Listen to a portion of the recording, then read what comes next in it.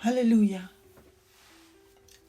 عزیزان، امروز قسمت سوم و آخر از پیغام کتاب نهمیا رو با شما در میان میگذاریم. اینکه موضوع صحبت در این جای کتاب مقدس در فصل 9 کتاب نهمیا اینه که چطوری متوجه میشیم احیا در زندگی شخصی ما اتفاق افتاده، احیای روحانی در کلیسا اتفاق افتاده، در یه مملکت اتفاق افتاده یا جامعه اطرافمون. اینو چطوری متوجه میشیم؟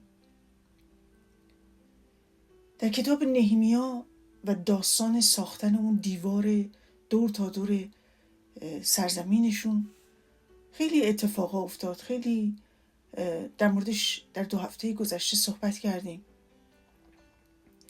اما نتیجه نه فقط ساخت و ساز اون دیوار بود، البته که خب دیوار مهم بود، اما آنچه که مهم بود فایده‌ای بود که این دیوار به مردم میرسوند. در امنیت اونا میتونستن زندگی خودشون ادامه بدن، دزد و راهزن نمیتونست بر خودش بره و بیاد و کار ساختمانی بود، سخت بود، اما با هم از پسش بر اومدن، با اتحاد، با هم همکاری، با هم با توکل بر خداوند در برابر ناملایمات و حملات بدخواهان، حسودها پیروز شدن. این کار دیوار رو به پایان رسوندن و در امنیت و صلح به زندگیشون ادامه دادن.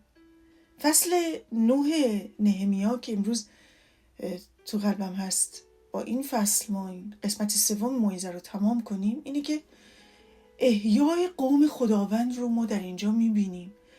وقتی تو فصلهای گذشته مرور میکنیم میبینیم دیوار تموم شد، چه آدمای متفاوت از طبقات مختلف، صنف مختلف، زن و مرد، شغلهای مختلف دست به دست هم دادن و با یک روحیه پیشگامی پا پیش گذاشتن، حاضر شدن از سختی ها و ناراحتی ها بگذرن، دعوتی که خدا کرده رو بپذیرن، از آسایششون بگذرن و تمام تلاششون رو بکنن تا این دیوار ساخته بشه.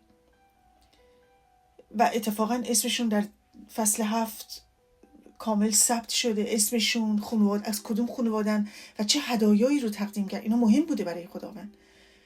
پس اگر امروز شما هم کاری برای خداوند میکنید، هدیه‌ای برای خداوند دارید، برای قوم خداوند دارید، بر سختی ها و ناملایمات پیروز میشید، توکلتون بر خداست، در دفتر حیات خدا همه این جزئیات ثبت خواهد شد. پاداش شما محفوظه. اما منظور بر این که اونقدر مهم بود که وقتی به این نقطه پیروزی رسیدن شروع کردن به خواندن کلام خدا. فصل 9 آیات 1 تا 5 درباره این احیا در قوم اسرائیل صحبت میکنه. آنچه که در این فصل یاد میگیریم اینه که البته بخش طولانی از دعاست از طریق قوم خداوند، اما تاریخ اسرائیل رو شما در فصل 9 میتونید ببینید که درباره وفاداری خداست و شکست‌های قوم. ولی نتیجهش اینه که در آخر کتاب نهمیا اونا عهدی با خدا میبندن، یک عهد تازه. مردم بعد از اینکه تکمیل میشه دیوار، همونطور که گفتم، شروع میکنن به خوندن کلام خدا و این شادی درشون ایجاد میکنه. بعد از 3 هفته دوباره برگشتن و با هم جمع شدن، از کلام خدا بیشتر خوندن و این باعث اعتراف شد به گناهانشون. یعنی میخوام این بخش فصل 9 نهمیا رو به چند بخش تقسیم کنم. بخش اول رو اسمشو میذارم فروتنی در برابر خدا، چون که از آیات 1 تا 4 این رو میفهمیم که بنی اسرائیل در برابر خدا چطور فروتن شد. اینطور نمیشه که در روز 24 همان ماه که دور هم جمع شدن کلام رو خداوند رو خوندن،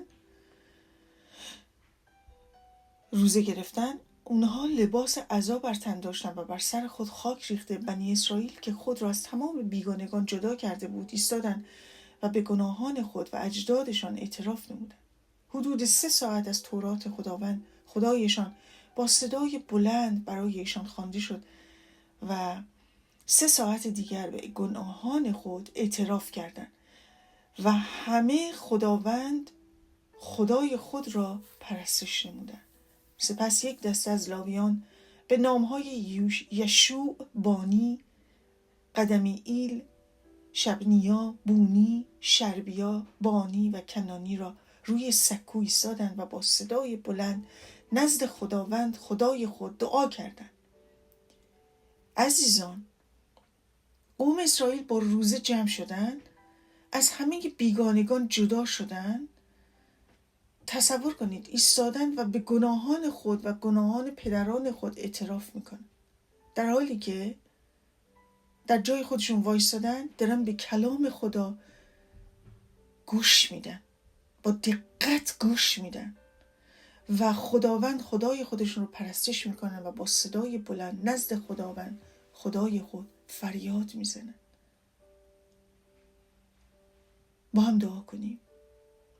پدر، تو رو شکر میکنیم در نام قدوس عیسی مسیح. تو رو ستایش میکنیم که شایسته حمد و ستایش ها هستی، ای خدای زنده اسرائیل. گوشای ما رو باز کن خداوند، کلام تو رو بشنویم. چشمان دل ما رو باز کن، حقایق کلام تو رو بتونیم بفهمیم، ببینیم، درک کنیم و باهاش بتونیم زندگی کنیم.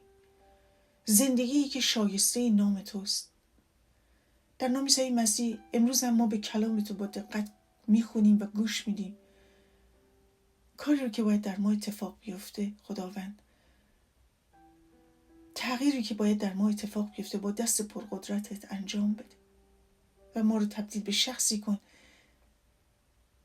به شباهت پسرت، یگانه پسرت تبدیل کن ای خداوند، تا مقبول تو باشیم. در نام عیسی مسیح دعا میکنیم با شکرگزاری. آمین. همونطور که براتون خوندم از فصل 9 آیه 1 تا 4 میبینید که مردم از کلام شنیدن و شروع کردن به اعتراف به گناهان و پرستش خداوند. این مردم تشنه خدا شده بودن. اینجا با شکم خالی و روزه بودن، با شکم خالی و دلهای غمگین ایستادن به کلام گوش میدن و پر از ماتم و اندوه و خاری بر گناهانشون شدن. خاک بر سر خودشون ریختن به طور نمادین، یعنی با مرگ یکی شدن. همونطور که حزقیال در کلامش میگه فصل 4 آیه 18 جانی که گناه میکند قطعا خواهد مرد. همونطور که پولس میگه مزد گناه مرگه. اونا با کنار گذاشتن گناهان شناخته شدهشون توبه کردن. در واقع توی این آیات شنیدین که نوشته شده خود را از همه بیگانگان جدا کردن. این دردناک بود، این موضوع، خود را از همه بیگانگان جدا کردن. چرا؟ چون با خارجی ها رفته بودن ازدواج کردن. خارجی های خارج از قومشون، خارج از فرهنگشون، اعتقاداتشون، بچه دار شده بودن با بت پرستا.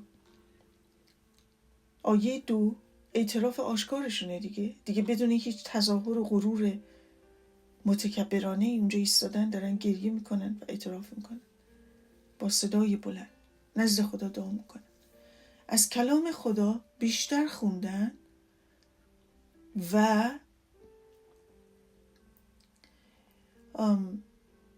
این به ما یادآوری میکنه وقتی احیای روحانی میاد علاقمون به کلام خدا بیشتر میشه. کلام خدا وقتی به گوش ما، به گوش دل ما میرسه تغییر ایجاد میکنه. کلام خدا میفرماید هیچ کدوم از آیاتش، هیچ کدوم از کلمات حیات بخش خدا بی ثمر بر نمیگرده.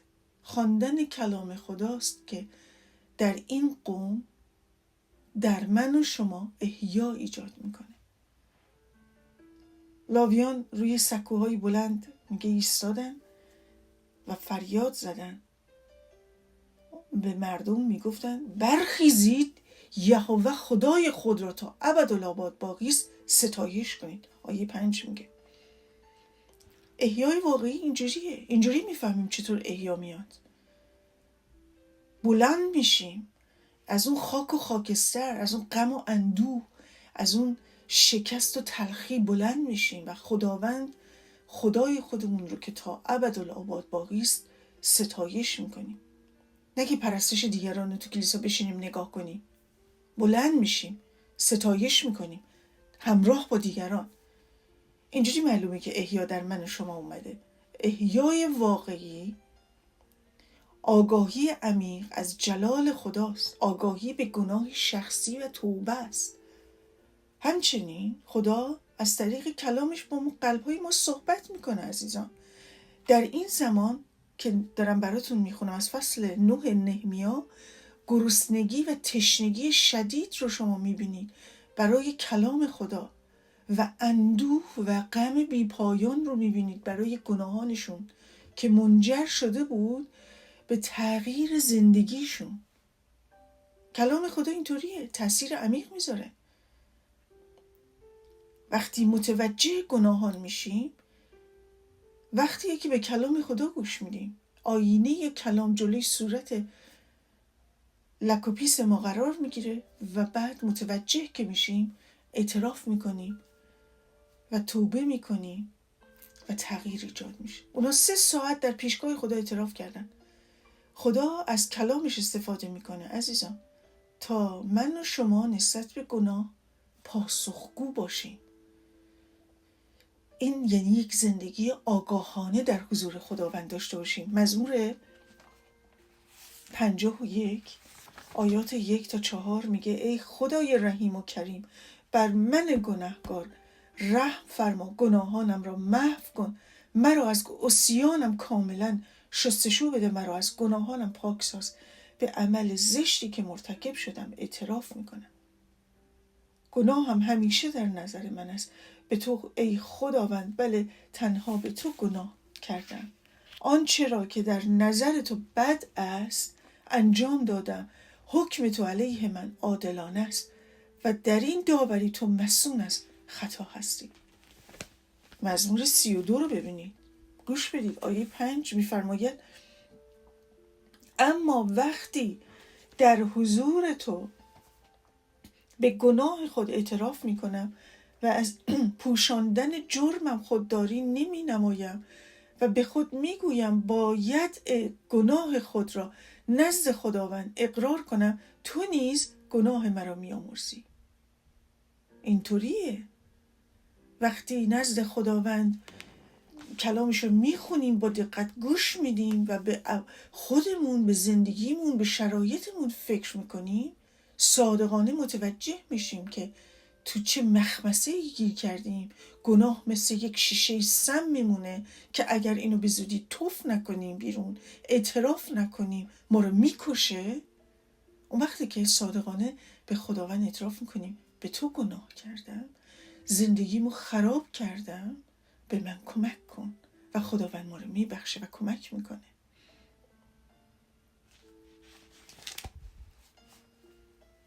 بخش دوم این فصل 9 نهمیا به آیات 5 تا 6 برمیگرده که شروع میکنن به ستایش و پرستش خداوند. وقتی کلام رو میشنویم، اعتراف میکنیم به گناهانمون، اون حس شادی در ما میاد. وقتی اون رحمت و شفقت خدا رو دریافت میکنیم برای بخشش گناهان، حالا شروع میکنیم به ستایش خداوند.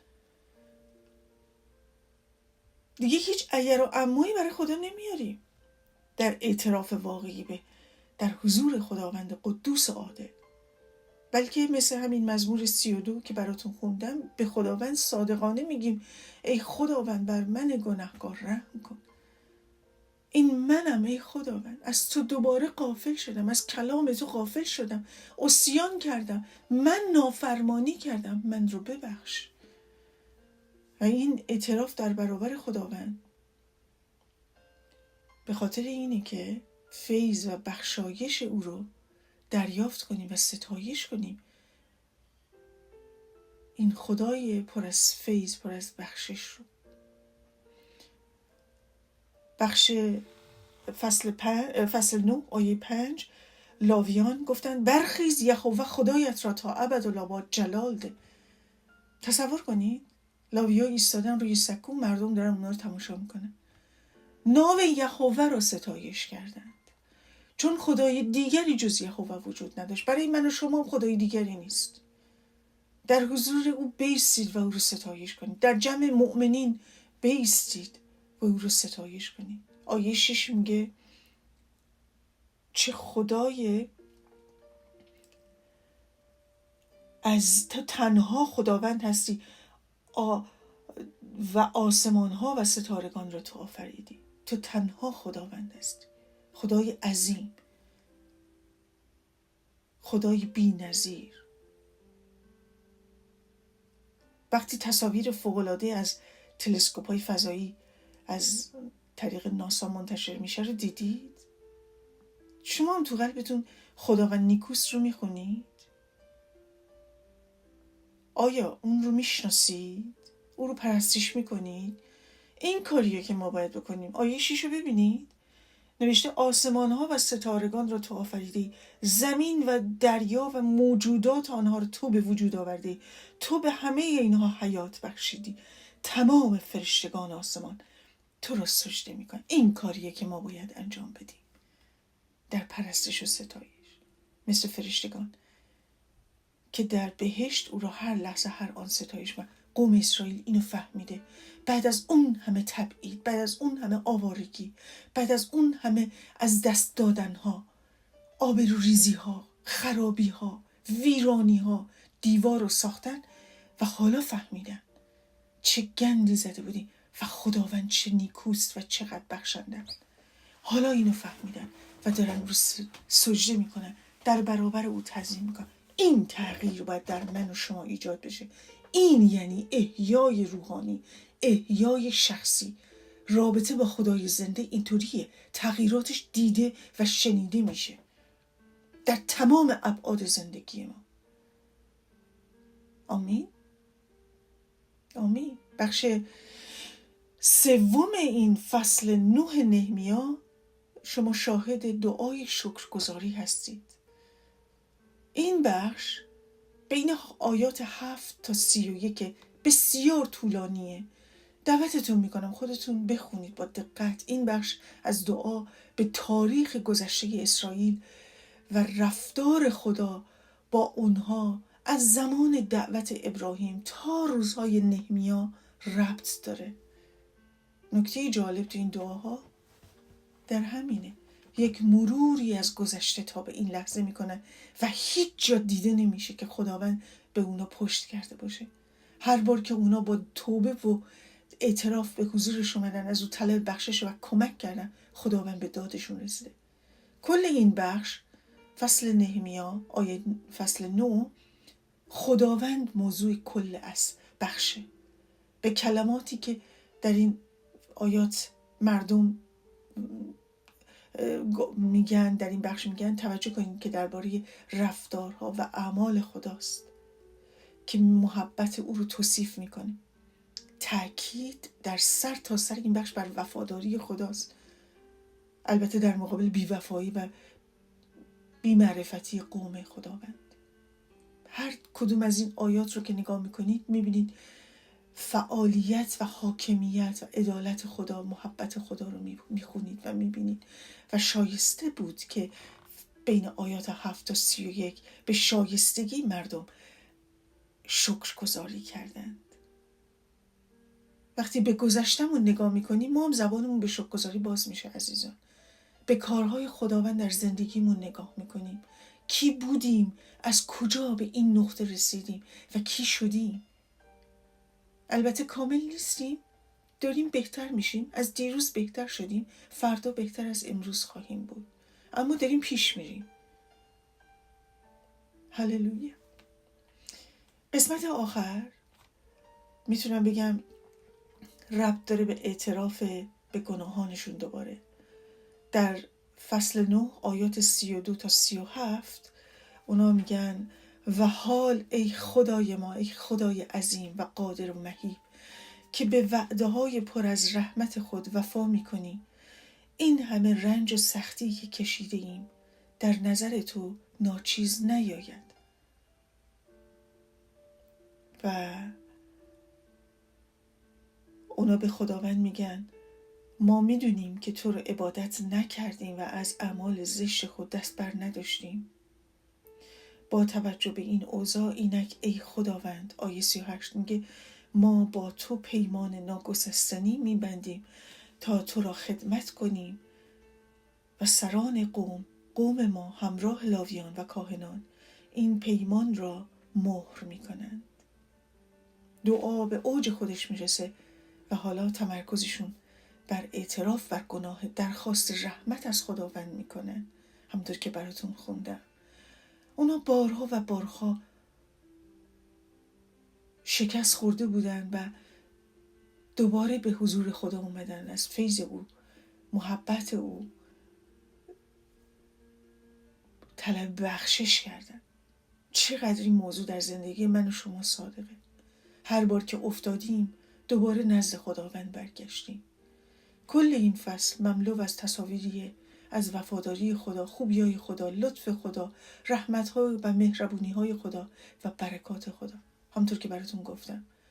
و آیه 38 جالبه. اکنون با توجه به همه این اوضاع ویرگول اینک ای خداوند ما با تو پیمانی ناگسستنی میبندیم. دارن به خداوند میگن ما دیگه درسامون رو یاد گرفتیم، الان میخوایم با تو کتباً پیمان امضا کنیم، تعهد بدیم، مسئولیت کارمون رو میپذیریم، میخوایم به تو وفادارانه تعهد بدیم، عهد و پیمان تازه ببندیم. موضوع اطاعت دیگه، وفاداری و اطاعت.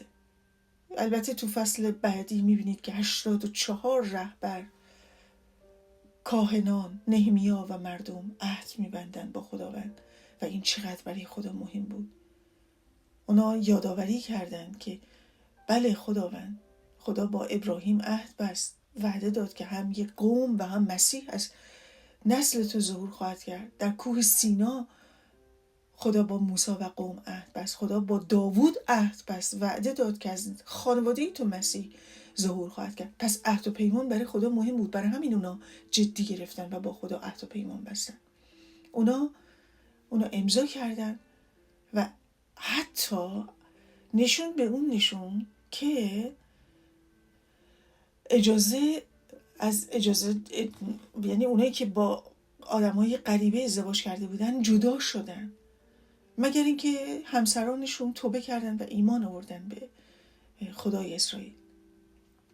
عهد بستن. تو فصل 10 آیه 39 رو میتونید ببینید که روز سبت و خانه خدا در اولویت ما باشه، از خانه خدا غافل نخواهیم شد. یعنی در روز سبت، یک شنبه، برای اون روز شنبه بود ولی که به معبد خداوند میرفتن، از پول در آوردن و پول خرج کردن دیگه دست برمی‌داریم. این یه پیغام برای من و شما داره که امروز به خون مسیح شسته شدیم و روح القدس رو یافتیم، تعمید به آب گرفتیم، فرزند خدا شدیم، وارث مسیح شدیم. در خانه خدا در روز یک شنبه سبت اولویت زندگی من و شما هم باید سبت و یک شنبه و خانه خداوند باشه، کلیسا باشه. ازش نباید غافل بشیم. نباید روز یک شنبه به پول در آوردن و به پول خرج کردن بپردازیم. عزیزان، قوم اسرائیل همین کارو کردن که از خونه و زندگیشون بارها و بارها آواره شدن، اسیر شدن، تبعید شدن، همه چیزشون از دست دادن. جدی بگیرید کلیسا رو و روز یک شنبه رو، روز دعا و عبادته. بیایید نزد خداوند، به کلیسای نزدیک خونتون برید، به کلیسای محلیتون برید و به کلام خدا گوش بدید و خداوند رو ستایش کنید. اینجوری خداوند رو احترام کنید و کاری که برای شما کرده به یاد بیارید. ما آدمای فراموشکاری هستیم. یک شنبه ها هر بار به ما یادآوری میکنه از کجا به اینجا رسیدیم. این مردم اون روز با خدا جدی شدن. این احیایی بود که اونا تجربه کردن، دیده میشد، شنیده میشد. این احیاشون تا آمدن مسیح، یعنی 400 سال بعد ادامه داشت. احیا و بیداری روحانی یک تحول احساسی نیست.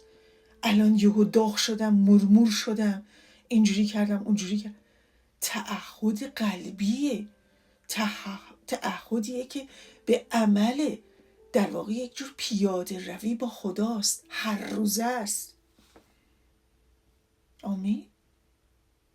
کلام خدا همونطور که گفتم بی ثمر بر نمیگرده. اونا کلام رو خوندن، فکر کردن، گوش کردن، 3 ساعت تمام گوش کردن، 3 ساعت تمام هم اعتراف کردن.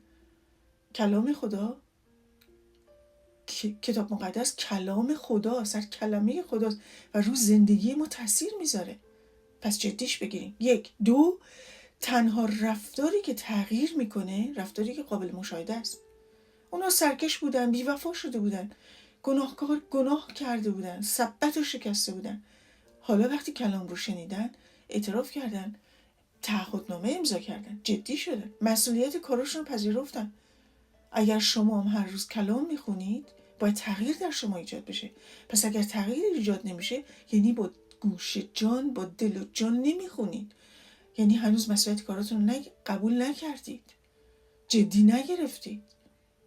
دعوتتون میکنم در مقابل کلام خدا تعهد قلبی امضا کنید عزیزان، مثل قوم اسرائیل.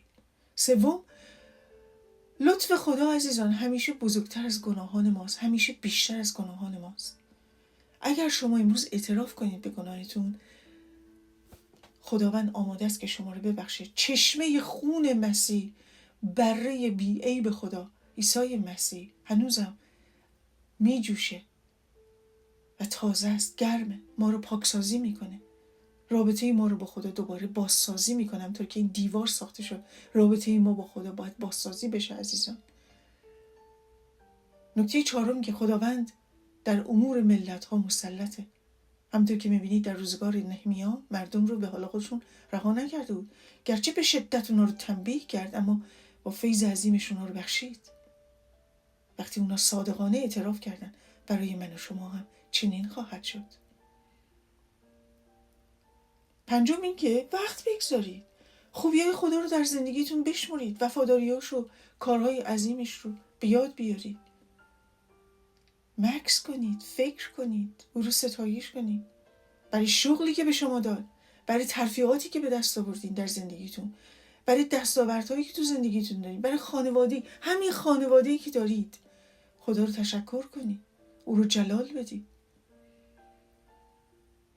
نکته 6 این که بیداری روحانی باید بر تمام بخش‌های زندگی من و شما تأثیر بذاره. همونطور که دیدیم اونا از همسران خودشون جدا شدن برای ازدواج‌های خارج از اعتقاداتشون.